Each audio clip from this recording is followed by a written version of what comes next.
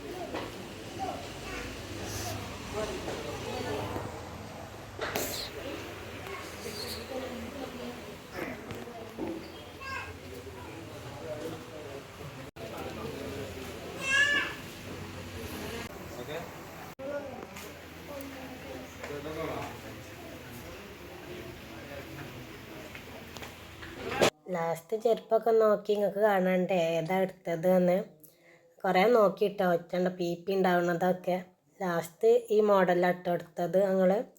പിന്നെ കണ്ണ് ഏതാണെന്നൊന്നെടുത്തു. കുട്ടി ഇൽഫക്കൊരു വളി എടുത്തു കേട്ടോ. ആ മൂന്നും എടുത്തു. ആ മൂന്നും എടുത്തപ്പോൾ തന്നെ കായി ആയി 500 ആയി.